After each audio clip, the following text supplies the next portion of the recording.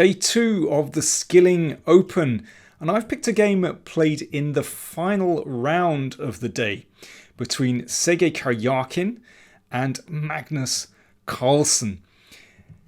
At this moment in the tournament, Carlsen was sharing the lead, whereas Karjakin was way down the tournament table. And I just have a feeling that Carlsen wanted to really get something from this game to really keep the pressure on Karjakin to wind him up. And he plays this Philidor opening with black. A little bit of a surprise, no mainline Spanish. I think he's trying to get Karjakin out of his sort of, extensive opening theory, basically. He's very well prepared. But both players, in fact, are quite familiar with this position. It looks a little bit passive to play like this with black, but Carlsen has had experience of this position with both colours. Karjakin has also faced this with white before, so more on that in a second. Of course, these players know each other very well. They're both born in the year 1990, so of the same generation. And they've played against each other since they were kids, really. And, memorably in their 2016 World Championship match, where Carlsen won a rapid play tiebreak. Could he do the same in this game? Now, Karjakin has selected a system against the Philidor, which I think is very sensible. Playing g3 and bishop g2 supports that e-pawn. And this looks very much like a system that is popular against the Piets. So white doesn't attempt some quick kill against black's king, but supports the centre. And, we're going to see why that's important in a moment. Bishop f8. So Carlsen plays this very familiar little curl up. The bishop comes back, protecting g7, and opens up the e-file, so there's always a bit of pressure there. But that's why the bishop was developed on g2, to make sure that that pawn is securely protected. And with the e-pawn protected, that gives white the freedom to expand on the king side. h3, that's the prelude to this kingside pawn advance. And Karjakin goes for it straight away with g4. Well, I think this is a really good strategy. Let's see. Knight c5. So Carlsen now attacking the e-pawn with 3 pieces. That's easily defended, rook e1. The other thing about the bishop on g2, as well as supporting the e-pawn, it actually discourages black from breaking out with d5. That's a really important way for black to try to get counterplay in this position, but with the bishop on g2 makes it much harder. c6, so that's necessary. Covers d5, covers b5, potentially allows the queen to come into play along this diagonal. So if you're familiar with the Piets opening, you'll probably recognise this is almost exactly the same as a Piets, except that that bishop stands on f8 instead of on g7.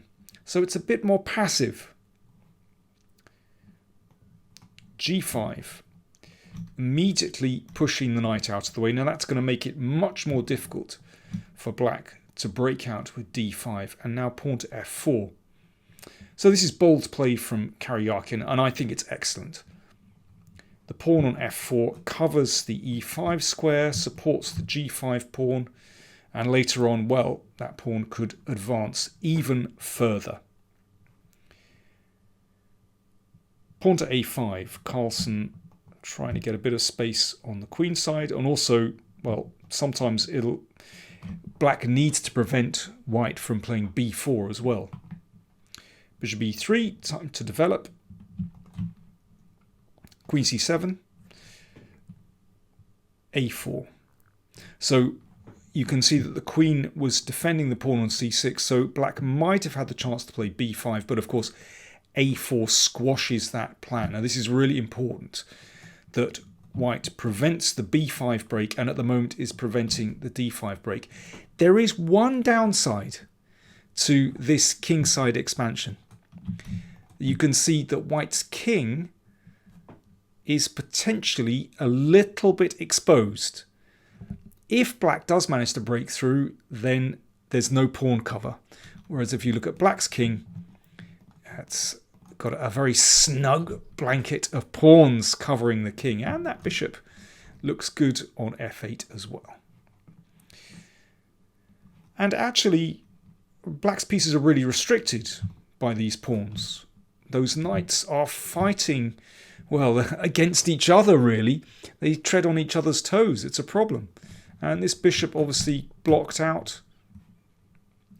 Knight a6. So that is going to allow the king's knight to come to c5.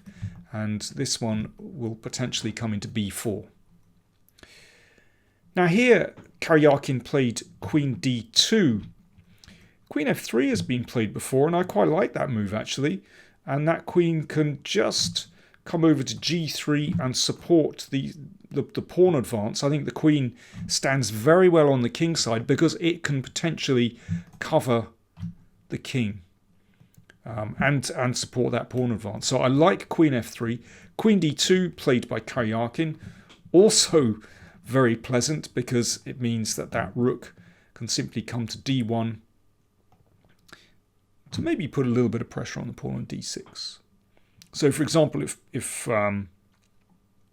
black thinks about playing g6 and bishop g7, then rook d1, and there's no way that that bishop can move away because d6 will turn into a target. So back we come. Queen d2 just played, knight c5 and rook d1 anyway. Why not? Let's put all the pieces in the middle. I mean, white's position is just a picture of centralization, an absolutely beautiful position. And black is really squashed here. But this is Carlsen's plan. He's looking forward to the moment where white maybe overcommits and then he'll be able to break out. So he first plays bishop d7. Now the knight drops back to e2. It looks a bit funny to retreat, but actually it's fine. That knight is going to come around to g3 to give even more support to the pawn on e4. Now rook d8 from Carlsen, good move. So you can see finally those rooks are connected. I like that a lot. And that gives black the potential to break sometimes with d5. Let's see how that works in practice. Knight g3, supporting the e-pawn. Queen c8. Okay, well, that's the first little stab that Carlsen has had at white's position.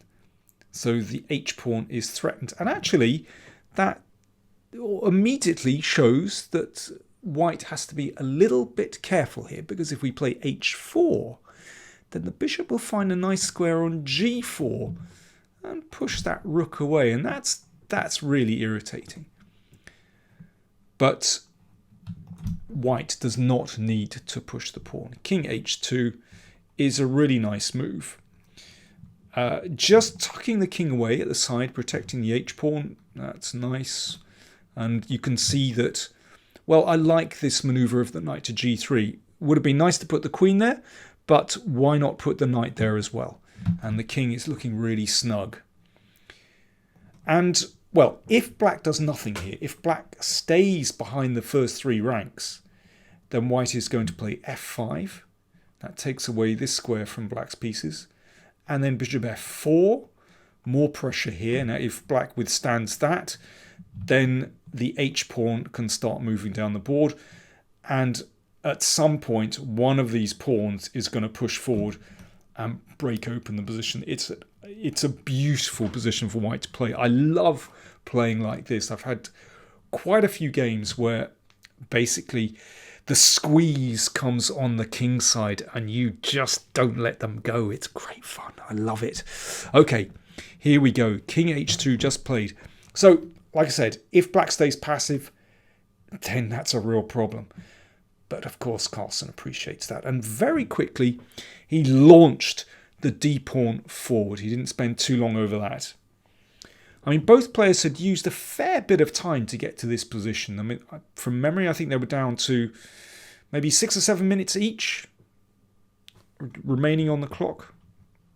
I think Carlsen at this point had like a minute time advantage, something like that.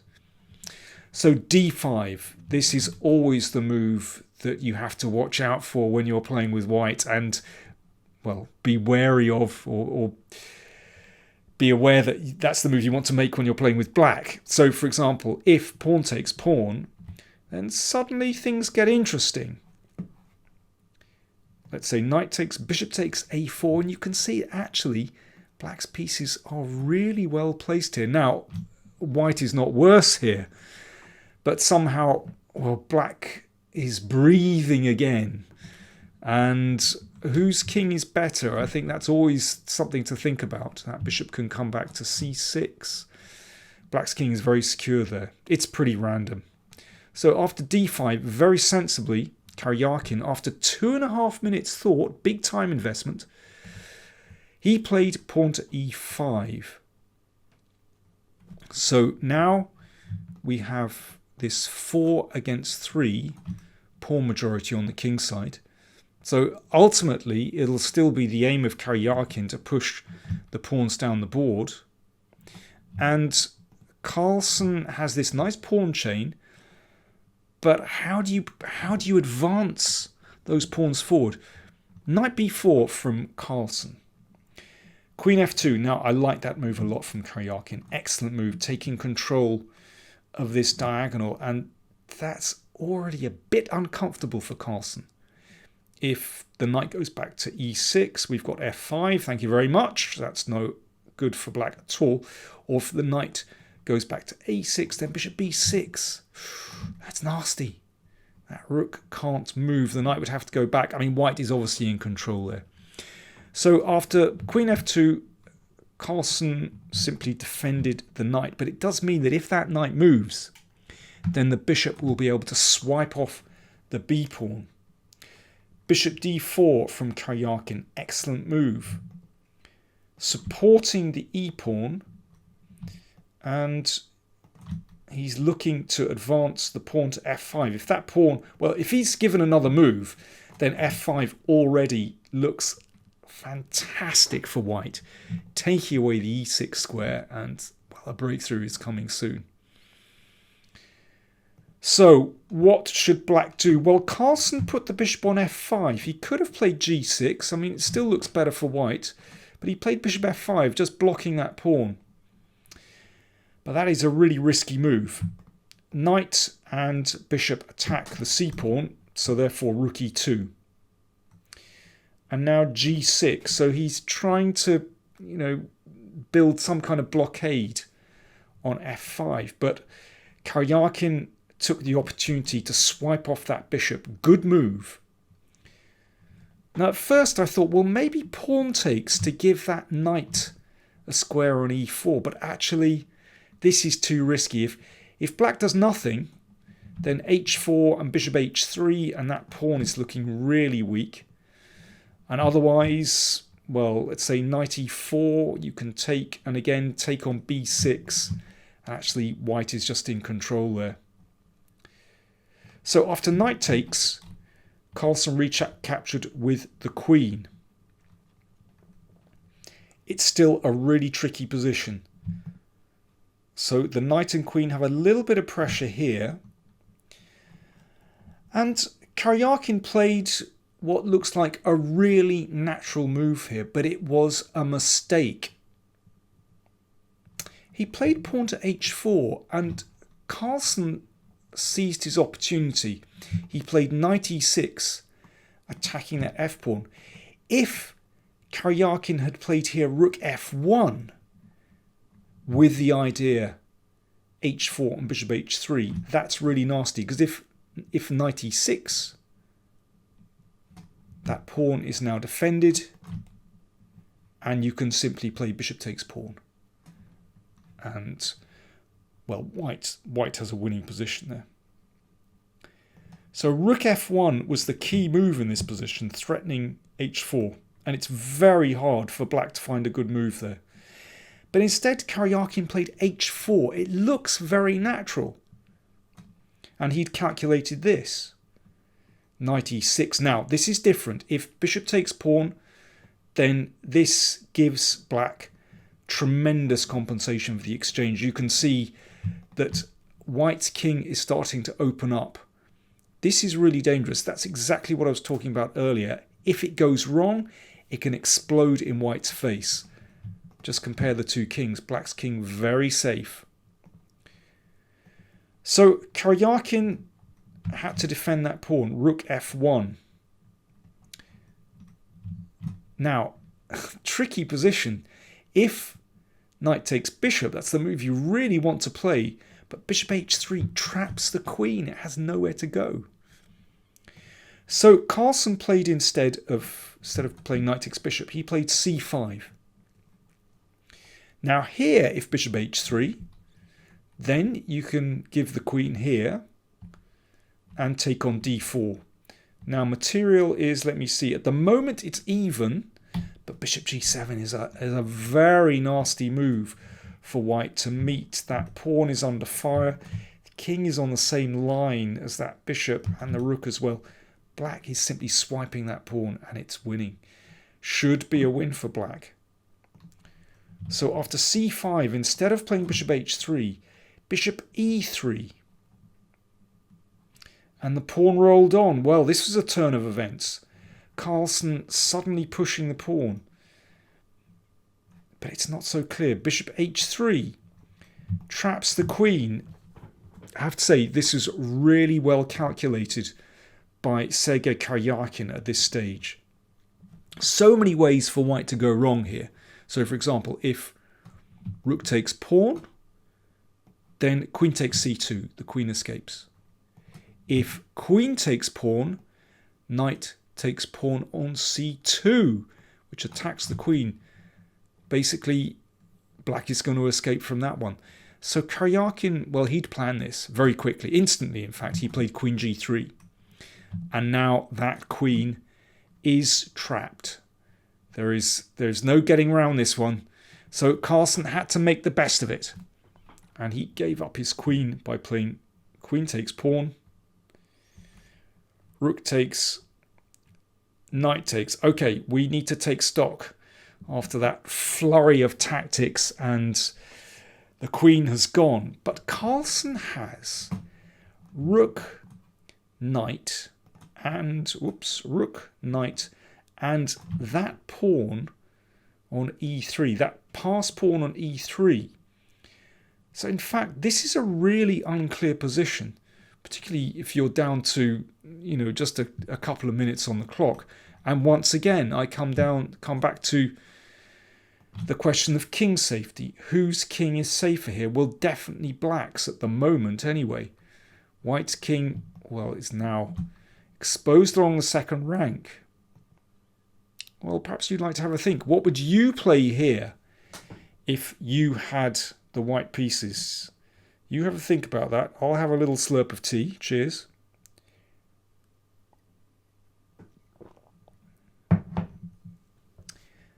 Karjakin made a mistake here. Quite understandably, he pushed on with pawn to f5. He wants to get through to black's king. But he should have played bishop g4, which just for a moment just gives a little bit more cover here. And then that knight would be free to dance into f6 or potentially d6 as well, depending on where that bishop goes. And white is taking control there. Now, f5 could be on the cards later, but bishop g4 just holds everything for the moment. That's the best move. Instead, he rammed on with f5. This is incredibly dangerous. But here, Carlsen made a mistake in return.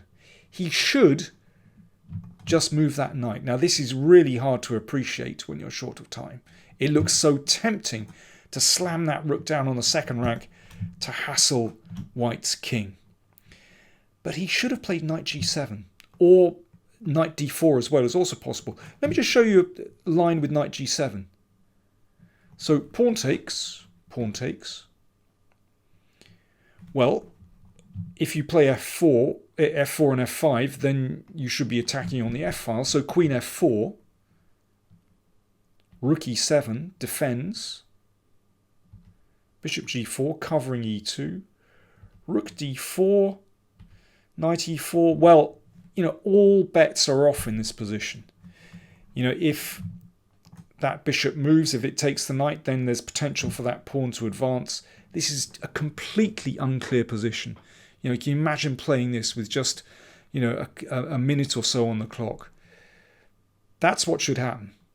But rook d2 check was a mistake. The king dropped back to h1. Now what do you play? Carlsen took here. It's clear that he wants to try and force this one home. The problem is, well, let's play knight g7 now and let's see what happens. Takes here. Bishop g4 covers this, and then white is threatening to play knight e4, attacking the rook, and then getting in on f6. So basically, that rook is now misplaced because white can deal with the threat of e2, and then black is just open to knight e4, or potentially open to an attack on the f file. So that's a serious threat now. And if rook e7, then knight e4. Compared to the other variation, black has had to go backwards. White has gained so much time. This is a completely different situation, and white is actually winning that position. So king h1 has just been played. Carlsen took on f5, bishop takes. And this is a really difficult position. Carlsen went for e2. But let's just have a look at knight d4. Let's see what the problem is. After bishop takes, knight takes. Well, knight e4 is still good, but queen f3 hits that pawn on f7. You can see that that would be fatal.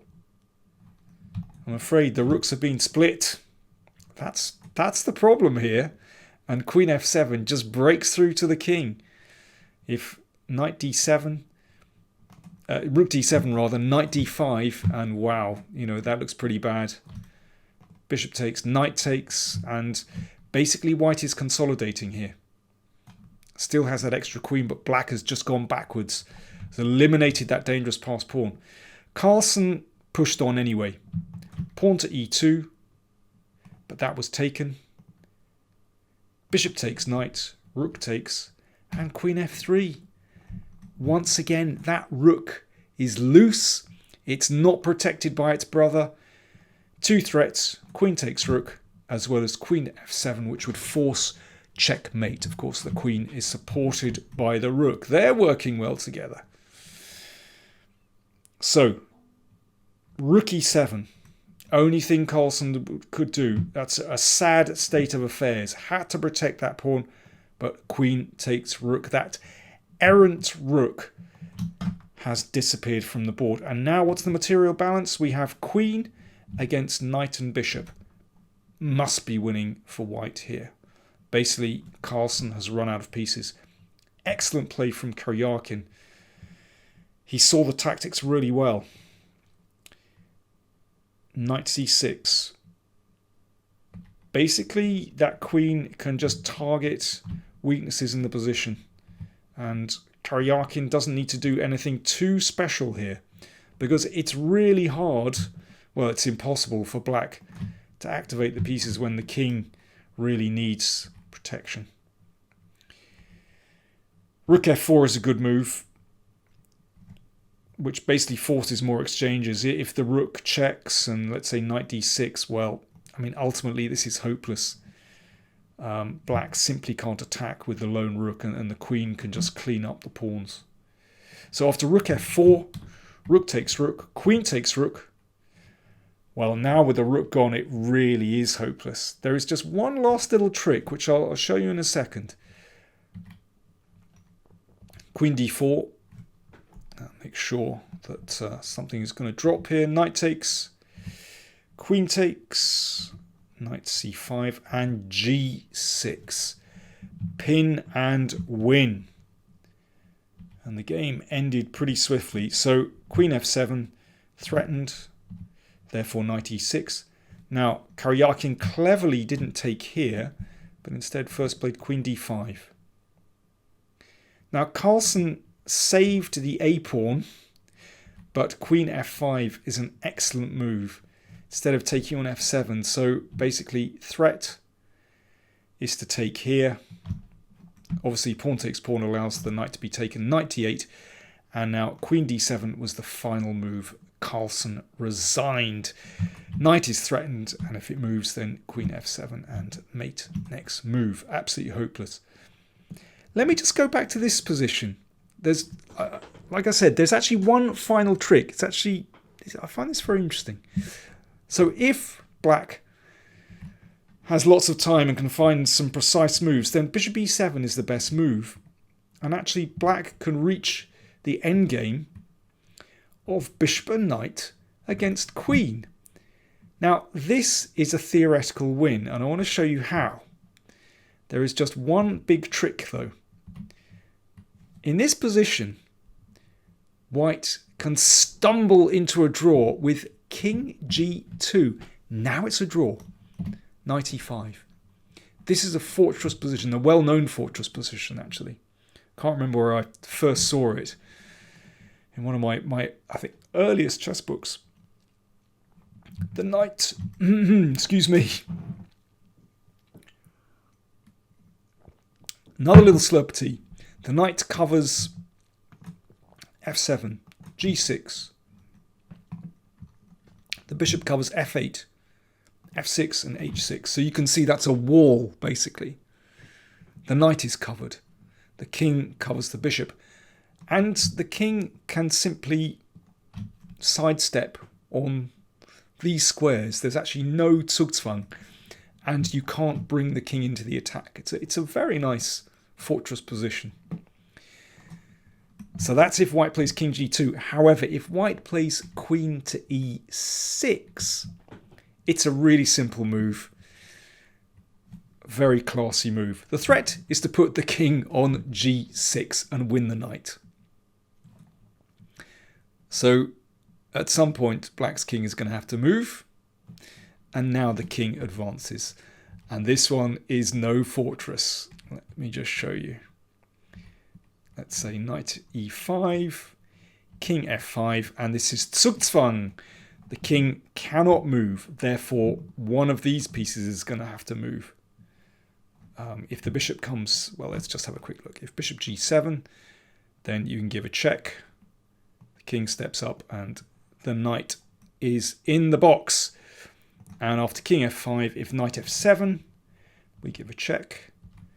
And king g6, and once again, one of those, well, in fact, both pieces are going to drop very quickly. Bishop is threatened, as well as queen b7 and taking here. So there we go. Just a nice little trick right at the end. Queen e6 is the winning move. Thanks very much for watching. More coming your way soon.